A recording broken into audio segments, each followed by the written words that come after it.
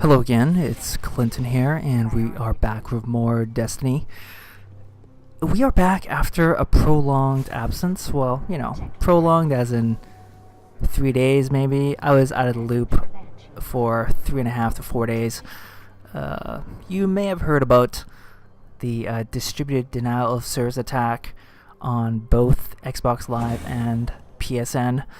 This started on Christmas Eve, and Xbox Live came back up on Friday, which was Boxing Day here in Canada.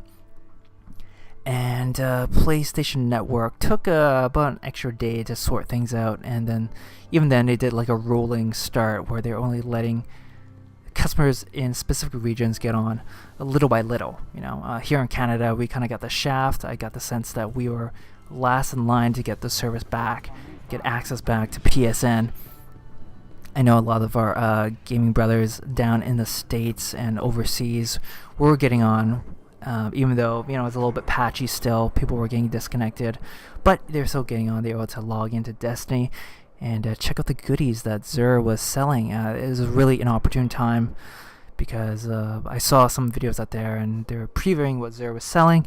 He had, some stuff that I wasn't too interested in, but the main thing was he had the exotic upgrade for Hawkmoon, which I have been waiting for the last couple weeks. So I was just sitting at home, playing some other games. You may have seen my Wolfenstein: The New Order playthrough. That's just part 1 of that series, which I hope to continue next week. And I also spent some quality time with Diablo 3, the Ultimate Evil Edition. And by the way, there is a 100% XP bonus going on there until Monday, I believe, so you might want to check that out if you have that game. Of course, since we were offline, that bonus was not in effect, so it was still fun. But definitely missed my time back in the tower, back in Destiny. And although Christmas Day is a time for reflection and for some quality time with loved ones, families, and friends, not knowing that this thing was happening, and then both Microsoft and Sony were largely powerless to stop this attack was really alarming. And no official announcement from either company has come out. There's no post-mortem out on this sad turn of events. But you gotta imagine after the holidays over and people get back to work in the new year, heads are gonna roll. I don't think the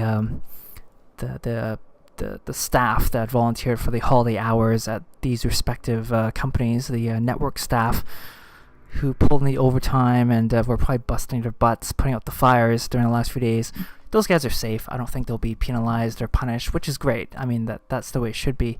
I think it's the fellas, the guys and girls who are 2 and 3 pay grades above those people who are going to maybe feel the fire being lit under their feet.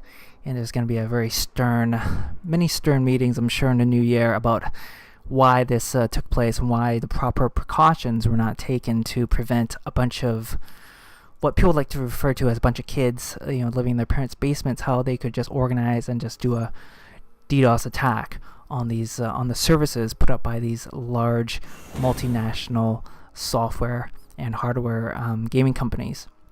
It seems really bizarre, and the thing that really gets me is that this hacker group, who I do not want to name because I don't want to feed into the whole notoriety, of their exploits, and don't want to feed into their whole game of getting attention for themselves. This hacker group put up, they weren't shy about this. They put up a warning a good 2 to 3 weeks prior to Christmas, announcing that they plan to shut down both Xbox Live and PSN on Christmas Day. Well, it turned out they did it 1 day early on Christmas Eve, but fair enough. They gave the people who are in charge of these things a good 2 to 3 weeks notice to brace themselves and to get their stuff together, really, and to prepare for the worst. On top of that, this is the busy holiday season, so I think these companies were braced for increased server load anyway, with a lot of people receiving consoles and new games during the holiday break. So fair enough warning on all fronts to really prepare for the worst, and nothing was done. these hackers just had their way with these services. So it's really sad that this happened. I gotta wrap up this video. Thanks for watching. I will see you all next time.